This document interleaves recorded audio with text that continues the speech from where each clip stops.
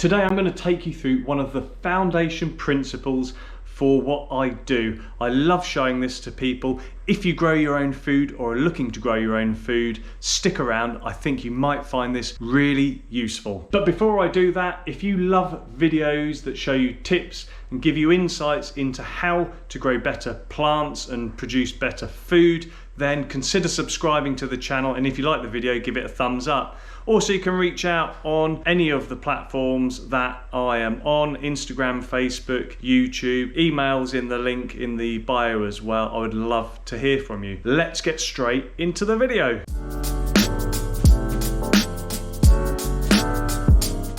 So today I'm going to take you through one of the foundation principles for the work that I do. This is what I show people of all ages and abilities, and I'll try and put it into simple terms today so that it's really easy for you to understand. Now, the method that I'm going to show you isn't new, but hopefully the manner in which I present it is easy for you to understand, because once you understand this principle, it could literally transform how you grow and produce your own food. Oh, by the way, I'm going to give you a turn of phrase or a sentence, if you like, which really crystallizes what I'm going to show you, so you can kind of take that, remember it, and apply it to what you do, so you never forget and you stay on track. Where I'll differ from other content that's out there, and where my channel in fact differs, I'm concerned with showing you how to produce the very best, healthiest, sustainable soil that you can to grow in. I'm not going to show you how to grow your own. Others can do that perfectly well. You're already doing it, and you could well be an expert in it. So I'm going to show you how to get the most out of your soil. What I'm going to show you is building on natural processes. It's existed since the dawn of time, really, but I think once you grasp the principle of this, you can apply it in so many different situations, and this is really cool. It's super powerful stuff, and almost everybody I've shown it to, without exception, has benefited from it. So when I go through it in a minute, I'll try and break it down into easy language. I'm going to do some drawing. It's going to be quite hands-on and basic, this, because the principle is basic, it's simple. The great thing about what we're doing is it's very visual. You can conjure in your mind's eye, if you like, exactly what I am showing you, and hopefully by the time I've gone through all this, won't take too long, you will be left with something that you didn't know before and that you can use as the foundation for what you're doing. It's going to be slightly different format. I'm going to be sat down for this one, but rather than do a PowerPoint, I'm going to get a bit artistic and use my drawing skills. So if you stick around towards the end, you might be rewarded by some creative drawing or a amazing self-portrait. So stay tuned for that. Let's get started and crack on. Right, okay, this is so simple, it really shouldn't take too long at all. Apologies for the light above my head, it's a bit of a funny time of morning. As you can see, I've got my little camera set up over my sheet of paper. Hello. I've got a number of pens. Let's get drawing. So the very principle of what I do is about using nature, making the most of what it has to offer, maximising it, and using those natural processes to really boost soil health. And I've talked in some of my other videos about the importance of having healthy and active soil, and one of those interactions is the plant microbe interaction. So this is why it's so important to have healthy and biologically active and diverse soil, and that is because you have, and we'll move to the paper now, when you have a plant with its roots going out into the soil like this, and we are going to change the pen straight away, that one's had it, there we go, that's better. All the roots going out into the soil, here we go, there's the soil, this is the top of the plant up here. You have an area called the rhizosphere, which is this section here, the area of soil immediately around the plant roots. And we're going to use a different pen for this. In this area around the roots live a lot of the microbes that we're concerned with, the ones that I talk about that we need to make sure are plentiful and varied in what there is in the soil.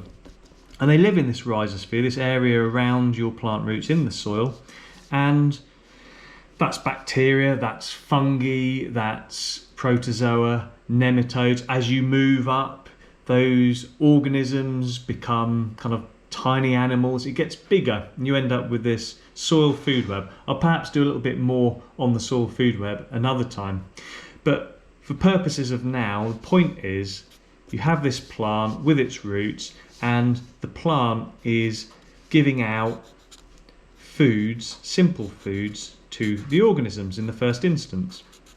And that's fantastic because it gives out exactly the foods that those organisms like, and it encourages particular organisms, so particular species of bacteria or fungi, and it could just be as simple as more bacteria than fungi. But in this way, the plant's the driver, it stimulates the soil, and it initially encourages an amount of activity within the soil. So with that understood, the plants that you're growing influence and already build an amount of organisms in the soil, and they control the particular types. Let's move on to this principle. We're going to concentrate on two organisms in particular, and those are bacteria and protozoa. If we imagine this little circle is a bacteria, I'm going to keep this really simple. A bacteria consists of 5 parts carbon to 1 part nitrogen. So it's made up of 6 parts, 5 parts carbon, 5 parts nitrogen. There's far more technical scientific terms for this, but we're keeping this simple. Now, all these bacteria, remember, are in our rhizosphere here. They're around the area around the plant roots. And bacteria are a fantastic food for a slightly bigger organism called protozoa. I'm not going to go into protozoa in too much detail, but they are a lot bigger and they love to feed on bacteria. Protozoa are in fact made up of 30 parts carbon to 1 part nitrogen. Everything in life has a carbon to nitrogen ratio, even humans. Anyway, keeping this simple, in order for Mr. Protozoa here to satisfy his appetite, he needs to consume 6 bacteria. And that is because with his 30 parts carbon, and there only being 5 parts carbon per bacterium, he will need to consume 6 times 5, which equals 30. That will also give 6 parts nitrogen. And so when this protozoa consumes these 6 bacteria for the carbon, what happens is there are, let's kind of just move over here, as I've said, it's kind of simple maths really. 5 parts carbon times the 6 bacteria equals 30. 1 part nitrogen times the 6 bacteria equals 6. If we subtract the 30 parts carbon from the 30 parts carbon equals 0, protozoa's had his fill. If we subtract the 1 nitrogen that the protozoa needs from the 6 nitrogen that we've got, it leaves 5. And this is the very principle of nutrient cycling. When this succession takes place in the soil, actually there are residual, leftover elements, or in the context of growing things, these become nutrients, they become food for plants that become available. And this nitrogen is in a plant available format. It goes straight into the soil solution. It goes straight into this root zone, the rhizosphere, the area around the roots, and the plant can immediately uptake it. And in this particular instance, we concentrate on carbon and nitrogen and bacteria and protozoa only, but the form of nitrogen that it actually generates is incredibly stable and it's entirely natural.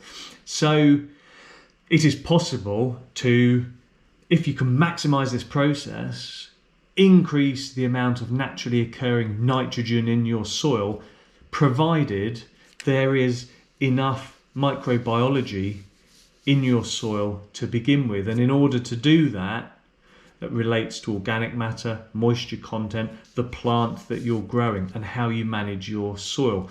Those types of things I'll cover in other videos, but the point of this is nutrient cycling depends on the succession of those organisms that exist, provided they are put there in the first place. And in this way you can free up other elements to nitrogen as well. So it's possible for, bacteria consuming organic matter can kind of take on board all other types of elements, and through this succession process they get released into the soil as well.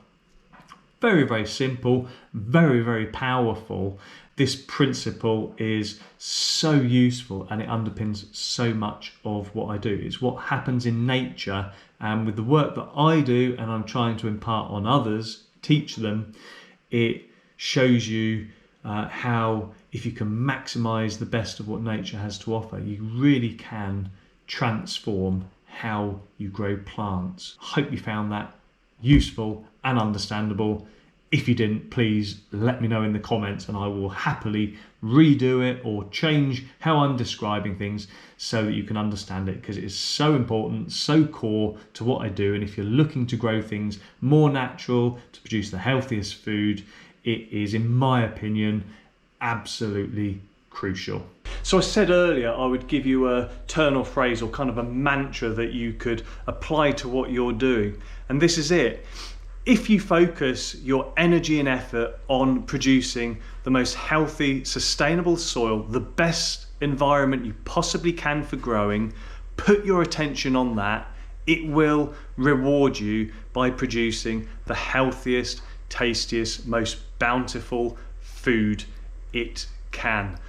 Focus on the soil and then the healthy plants will come after. Thank you so much for tuning in. If you found this useful, please give it a thumbs up, consider subscribing to the channel, and reach out on any of the platforms I've mentioned or the email in my link.